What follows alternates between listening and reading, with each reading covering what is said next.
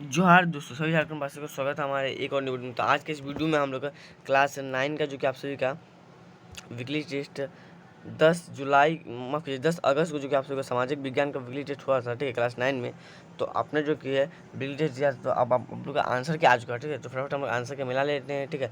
और जो हमारे यूट्यूब चैनल में नए हो, जल्दी से हमारे यूट्यूब चैनल को सब्सक्राइब करो, ठीक है। और वीडियो को शुरू से लेकर लास्ट तक देखना, ठीक है।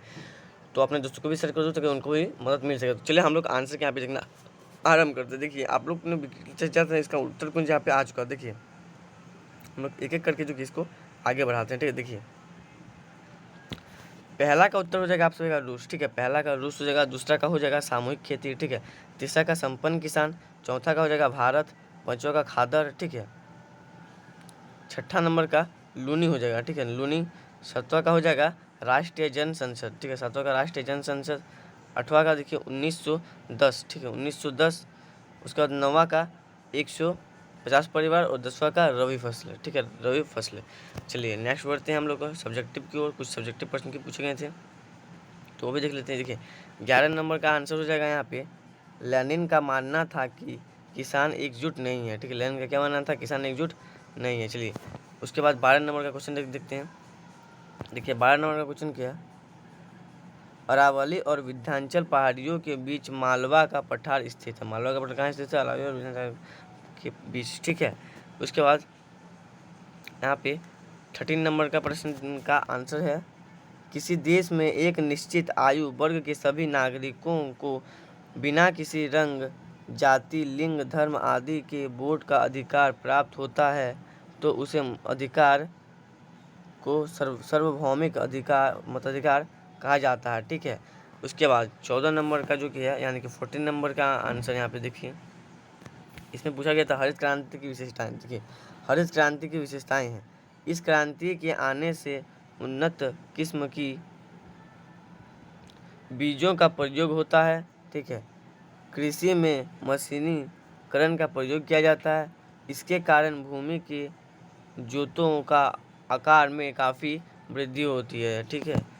अब हम लोग चलते हैं नेक्स्ट प्रश्न की तरफ। देखिए एक और यहाँ पे पॉइंट था उसी में, ठीक है। इसके अंतर्गत चावल तथा गेहूं के उत्पाद में काफ़ी वृद्धि हुई। ये हो जाएगा विशेष हरित क्रांति की विशेषता, ठीक है। अब हम लोग क्वेश्चन नंबर 15 देखेंगे जिसमें खूनी रविवार के बारे में पूछा गया था। तो देखिए इसका आंसर यहाँ पे दिया हुआ है। देखिए यहाँ पे 22 जनवरी 1905 को की क्रांति को सेंट पीटर्सबर्ग की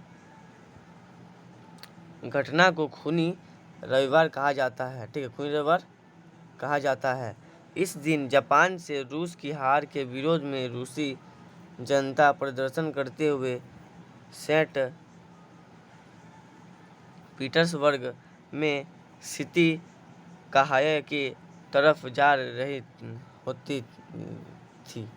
तब धार सेना ने इन सभी प्रदर्शनकारियों पर गोलियां की बौछार भारू कर दी, जिसकी वजह से हजारों लोगों की जान गई। क्योंकि इस दिन रविवार था इसलिए इसे खूनी रविवार कहा जाता है। इस घटना में कई लोगों की मौत के कारण बना, इसलिए कुछ लोगों ने इसे 1905 की रूसी क्रांति का नाम दिया। तो इसको दो नामों से जाना जाता है, 1905 की रूसी क्रांति और खूनी रविवार, ठीक है। तो चलिए आगे हम लोग अपने अंतिम प्रश्न की तरफ, अंतिम आंसर की तरफ बढ़ते हैं। देखिए यहाँ पे अंतिम आंसर क्या है कि 16 नंबर का आंसर, ये अंतिम आंसर, ठीक है। भारत का उत्तरी मैदान का निर्माण सिंधु, गंगा तथा ब्रह्मपुत्र एवं इसकी सहायक नदियों द्वारा हुआ है।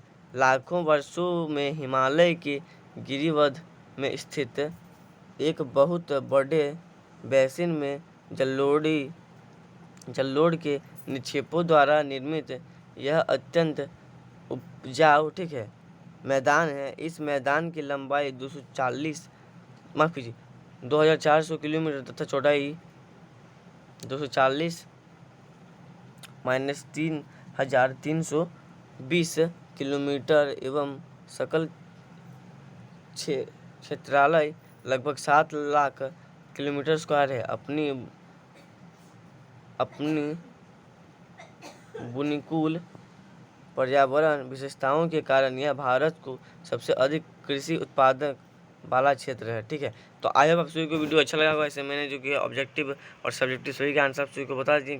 ठीक है, तो ऐसे और महत्वपूर्ण वीडियो के लिए हमारे यूट्यूब चैनल को सब्सक्राइब करें। ठीक है, मिलते हैं नेक्स्ट वीडियो में, तब तक के लिए जय हिंद, जय झारखंड।